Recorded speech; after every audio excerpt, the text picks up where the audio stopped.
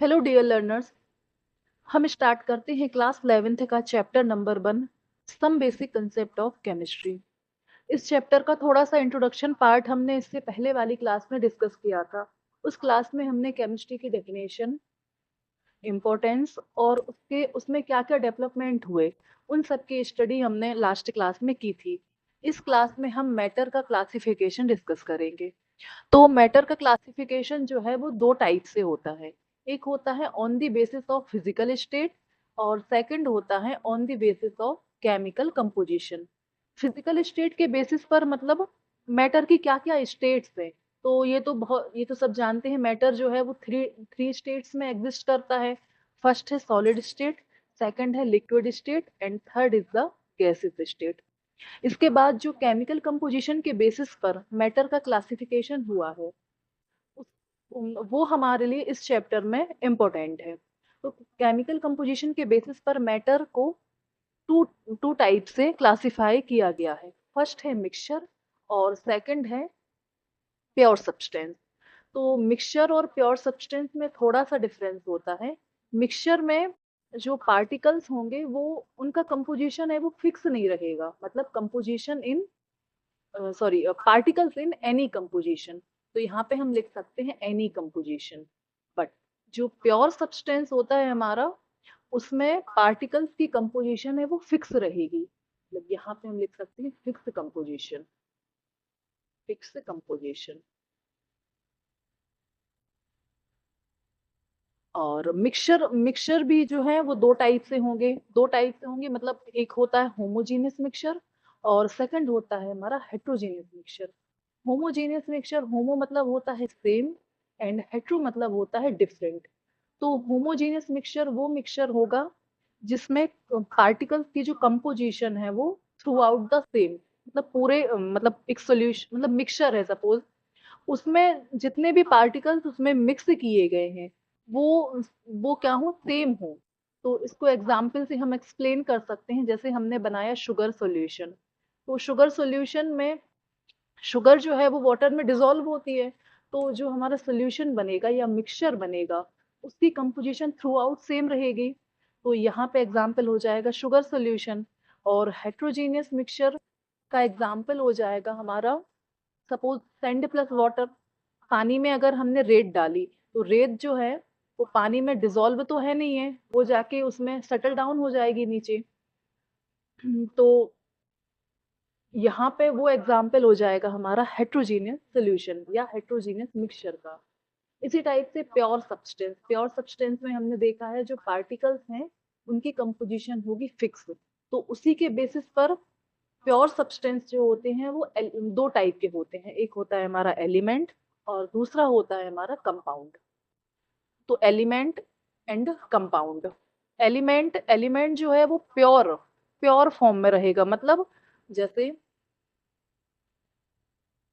Element element ये रहेगा हमारा प्योर फॉर्म में। जैसे अब एलिमेंट जो है वो एटम भी हो सकता है और मॉलिक्यूल भी हो सकता है। सपोज हमने लिया हाइड्रोजन, तो अगर हाइड्रोजन जो है वो सिंगल है, मतलब एक एच है, तो ये एग्जिस्ट करेगा एज अ एटम। और अगर हमने H2 ले लिया, मतलब इसमें दो हाइड्रोजन ऐड हो गए, तो ये हो जाएगा हमारा मॉलिक्यूल। और ये रहेगा प्योर फॉर्म में। देखो यहाँ पे भी हाइड्रोजन, जो दो हाइड्रोजन ऐड हैं, ये हाइड्रोजन हाइड्रोजन ही है, तो ये जो एलिमेंट होंगे ये प्योर फॉर्म में होंगे। तो अगर सिंगल है तो उसको हम कहेंगे एटम, और H2 के फॉर्म में है तो वो कहलाएगा हमारा मॉलिक्यूल। इसके बाद हम देखते हैं कंपाउंड। जो प्योर सब्सटेंस थे वो दो दो टाइप के थे, एक एलिमेंट और एक कंपाउंड। तो एलिमेंट हमने यहाँ डिस्कस किया, नेक्स्ट है हमारा कंपाउंड। तो कंपाउंड में क्या होता है, टू और मोर एलिमेंट, ये टू और मोर element combine in a fixed ratio. तो कंपाउंड की डेफिनेशन है टू और मोर element combine in a fixed ratio, combine in a fixed ratio मतलब टू और मोर एलिमेंट जब कंबाइन होंगे तो जो उनका रेशियो होगा वो फिक्स होगा। Fixed ratio, fixed ratio. Suppose CO2 है, तो CO2 में जो यहाँ पे इसमें जो एलिमेंट है, एक कार्बन है और दो ऑक्सीजन है, तो इनका जो रेशियो होगा वो हमेशा फिक्स होगा। तो CO2 इज अ कंपाउंड। तो ये हो गया हमारा मैटर का क्लासिफिकेशन। नेक्स्ट हम डिस्कस करते हैं जो मैटर है, मैटर की कुछ प्रॉपर्टीज होती हैं। मैटर की फिजिकल प्रॉपर्टीज भी होती हैं और केमिकल प्रॉपर्टीज भी होती हैं। बट इस चैप्टर में हमें सिर्फ फिजिकल प्रॉपर्टीज को ही डिस्कस करना है। तो फिजिकल प्रॉपर्टीज वो प्रॉपर्टीज होती हैं जिनको मेजर करने के लिए मैटर अपनी आइडेंटिटी लूज ना करे। मतलब जैसे लेंथ हो गई, मैटर है हमारे पास, सपोज पेन है, तो इस पेन की हमें कोई भी फिजिकल प्रॉपर्टी, सपोज लेंथ को ही मेजर करना है, तो लेंथ को मेजर करने के लिए हमें इसकी आइडेंटिटी को लूज करना जरूरी नहीं है। हम इसकी लेंथ को इजिली ऐसे ही मेजर कर सकते हैं। तो फिजिकल प्रॉपर्टीज वो प्रॉपर्टीज होती हैं कि जिनको मेजर करने के लिए मैटर अपनी आइडेंटिटी लूज ना करे। तो फिजिकल प्रॉपर्टीज को मेजर करने के लिए कुछ यूनिट्स होती हैं। तो इन यूनिट्स को हम 3 टाइप से डिवाइड करते हैं।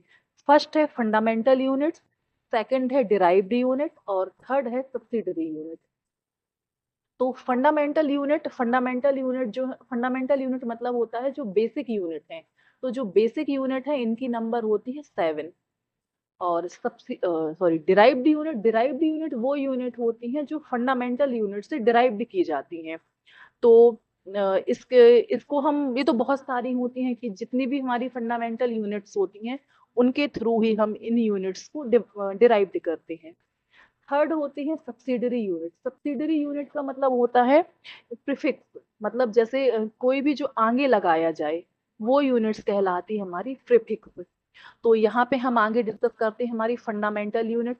जो फंडामेंटल यूनिट्स होती हैं इनका नंबर 7 होता है, मतलब 7 बेसिक यूनिट होती हैं।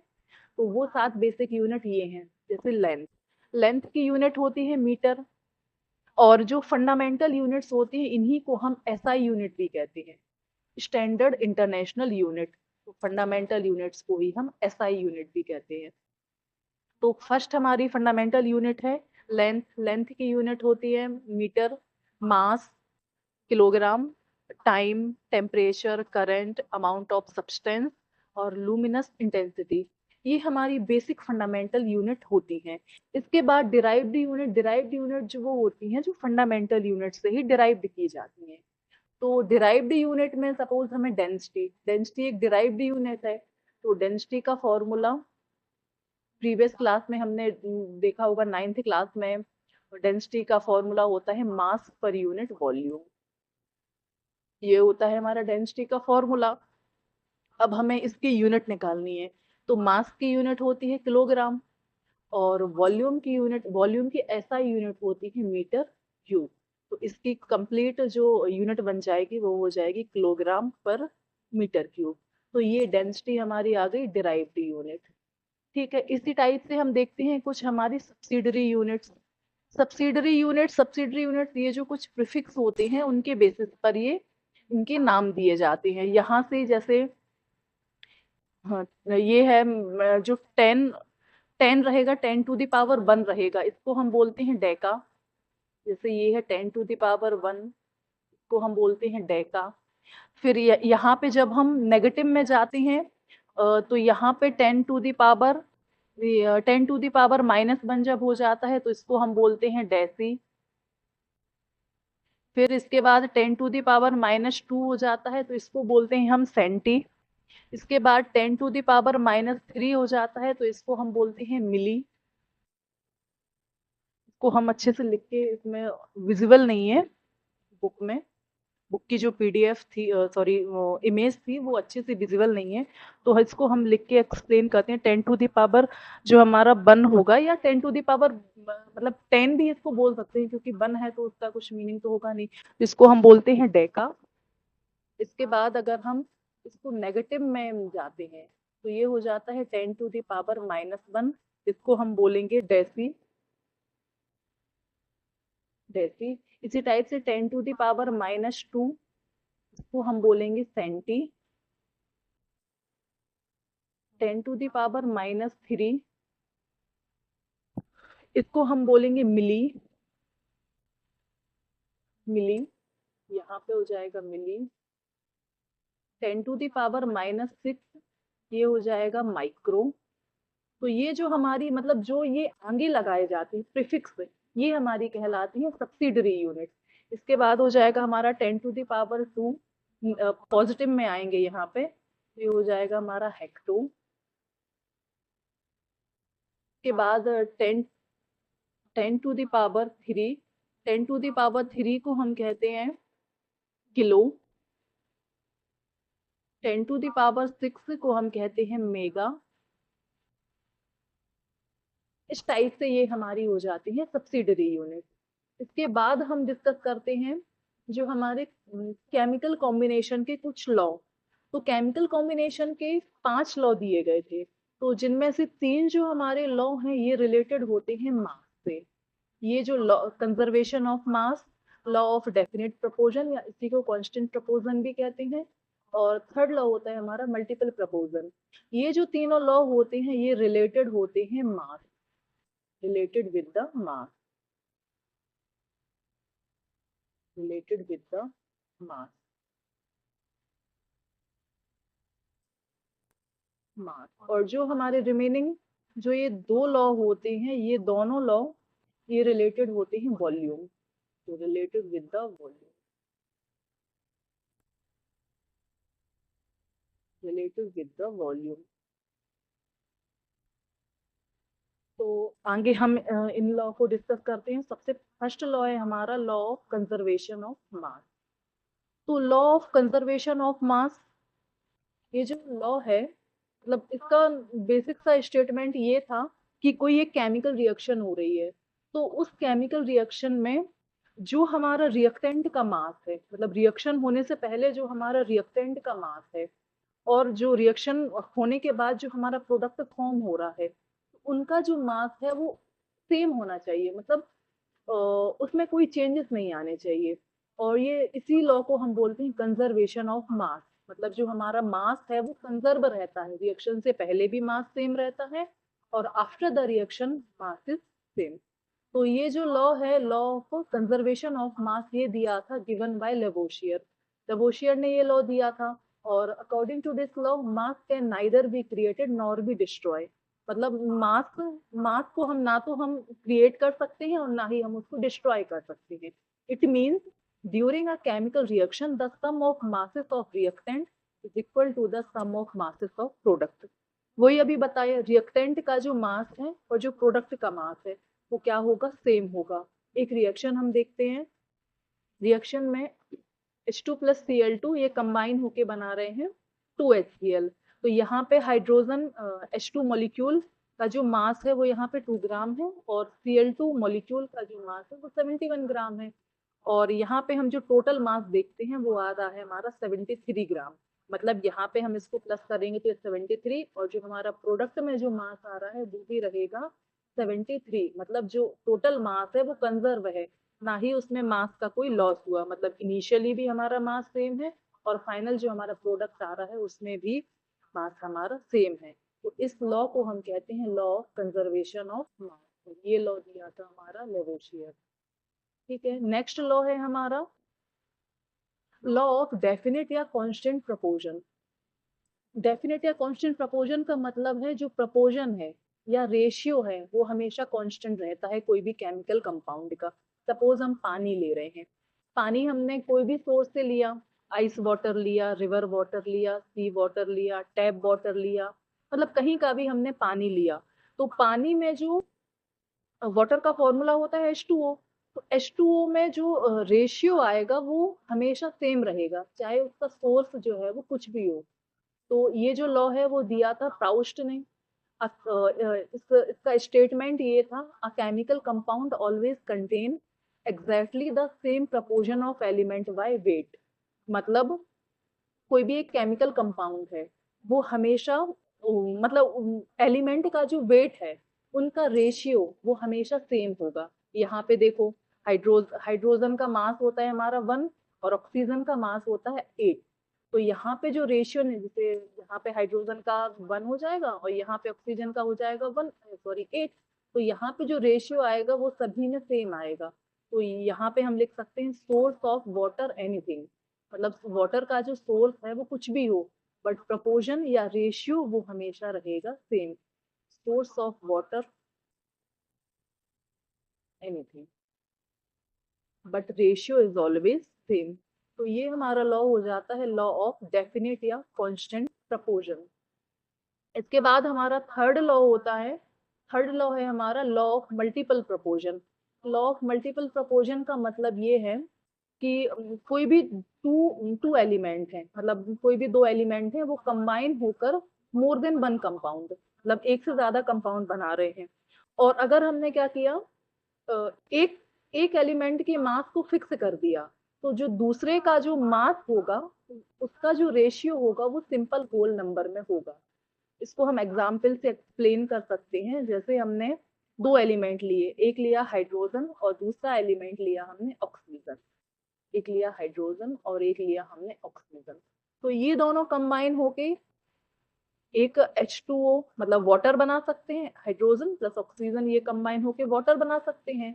और दूसरा, इन्हीं को हमने कंबाइन होके यहाँ पे लिखा ना हमने टू और मोर कंपाउंड, एक कंपाउंड तो हमारा ये हो गया, दूसरा कंपाउंड हमने लिया H2 प्लस O2, ये कंबाइन होके बनाएगा H2O2 जो है हमारा हाइड्रोजन पेरोक्साइड। तो इसमें हमने क्या किया, हाइड्रोजन के मास को तो फिक्स कर दिया, मतलब यहाँ पे भी हाइड्रोजन का मास, मतलब हाइड्रोजन के जो ये 2 है यहाँ पे भी 2 है, और हमने ऑक्सीजन को वेरी कराया है। यहाँ पे ऑक्सीजन जो है वो एटम फॉर्म में है और यहाँ पे ऑक्सीजन जो है वो मॉलिक्यूल के फॉर्म में है।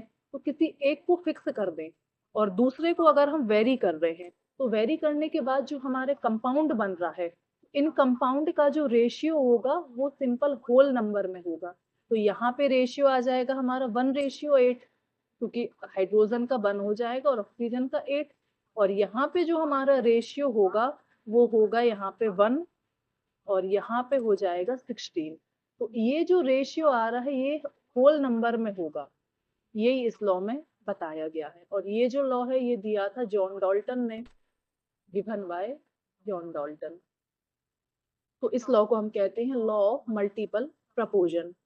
इसके बाद हमारे ये तीनों जो लॉ अभी हमने डिस्कस किए हैं, ये तीनों लॉ रिलेटेड है वेट से, वेट या मास से। मतलब हमने तीनों लॉ में देखा है कि हर जगह मास की बात आई है। लॉ ऑफ कंजर्वेशन में भी हमने देखा है वो मास से रिलेटेड है।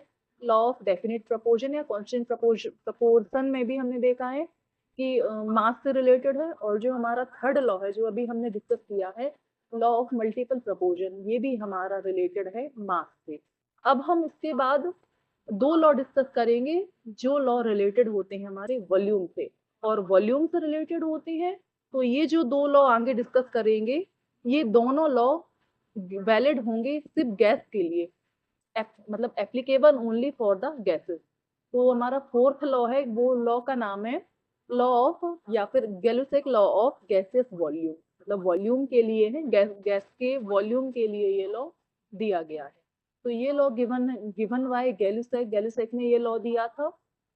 तो इस लॉ में ये बताया गया है, when gases combine or produce in a chemical reaction they are in simple ratio by volume। मतलब कोई भी केमिकल रिएक्शन हो रही है और उसमें गैस जो है वो कंबाइन हो रही हैं या प्रोड्यूस हो रही हैं, मतलब ये जितने भी इसमें रिएक्टेंट और प्रोडक्ट होंगे वो गैसियस होंगे। ये इस लॉ का इम्पोर्टेंट पॉइंट है। तो व्हेन गैसेस कंबाइन या produce in a chemical reaction they are in simple ratio by volume. तो यहाँ पे जैसे ये यहाँ नाइट्रोजन का कंबाइन हो रही है और यहाँ पे ऑक्सीजन कंबाइन हो रही है, और ये दोनों कंबाइन होके बना रही है नाइट्रोजन ऑक्साइड। तो यहाँ पे इनका जो वॉल्यूम का रेशियो होगा वो सिंपल होल नंबर में होगा।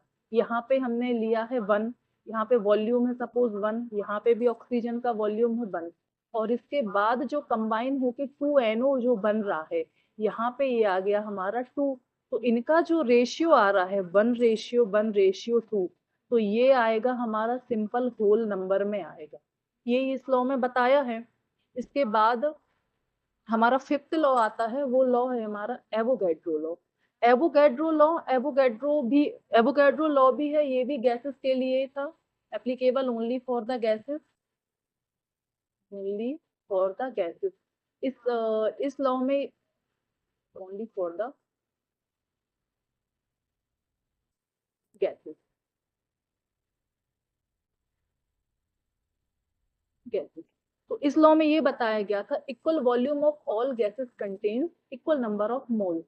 मतलब अगर कोई भी गैसेस का वॉल्यूम इक्वल है तो उनकी नंबर ऑफ मोल्स भी इक्वल होंगे। जैसे, और इसको हम ऐसे भी लिख सकते हैं वॉल्यूम, मतलब इस लॉ का जो निकल के आ रहा है वो ये निकल के आ रहा है कि जो वॉल्यूम है, volume is directly proportional to number of moles. Volume is directly proportional to number of moles. मतलब अगर किसी गैस का वॉल्यूम जितना ज्यादा है उसके नंबर ऑफ मोल्स भी ज्यादा होंगे, वॉल्यूम और नंबर ऑफ मोल्स सेम होंगे। और इसके बाद एवोगैड्रो ने ही एटम्स और मॉलिक्यूल के बीच में जो डिफरेंस है वो एवोगैड्रो ने ही बताया था।